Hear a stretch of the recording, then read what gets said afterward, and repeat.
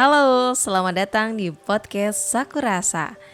Malam ini aku mau bahas sesuatu yang kayaknya 99% dari kita pernah ngalamin. Sesuatu yang bikin gemes, bingung, dan serba salah. Pasangan kita ngambek. Ayo, siapa yang langsung ngerasa? Situasi di mana udara di ruangan tiba-tiba jadi berat. Ditanya jawabnya singkat, gak apa-apa, pikir aja sendiri. Terserah. Wah, itu kalimat ajaib yang bikin kita rasanya kayak lagi jalan di atas kulit telur kan. Insting pertama kita biasanya apa? Ikut kesel, apaan sih ngambek mulu? Udah dewasa, atau kita jadi detektif dadakan. Kamu kenapa? Bilang, aku salah apa? Yang tadi pagi? Yang semalam? Yang minggu lalu? Dan tebak apa? Dua-duanya seringnya gak berhasil, malah makin keruh. Aku jadi mikir, sebenarnya ngambek itu apa sih? Kalau kita lihat lebih dalam, ngambek itu seringkali adalah teriakan minta tolong yang gak ada suaranya. Orang ngambek itu bukan karena dia jahat atau childish. Seringnya dia merasa gak didengar, dia merasa kecewa, tapi mungkin dia gak tahu cara menyampaikannya. Atau dia menyampaikan tapi merasa tidak connect sama sekali. Jadi diamnya itu adalah benteng pertahanan terakhir. Sekaligus cara dia bilang, tolong lihat aku lagi sakit hati.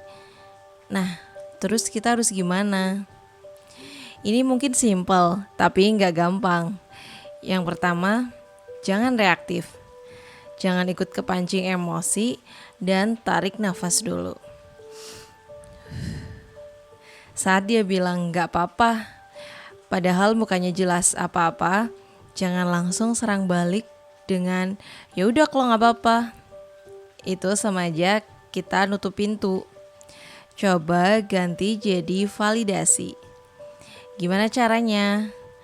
Coba bilang gini dengan nada yang tulus.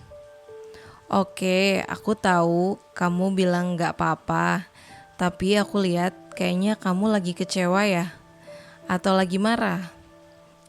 Kita gak nebak dia marah karena apa. Kita cuma memvalidasi bahwa kita melihat dia sedang merasakan sesuatu. Kita acknowledge perasaannya. Yang kedua, kasih ruang, tapi jangan ditinggal. Ini tricky. Jangan mendesak dia buat ngomong saat itu juga.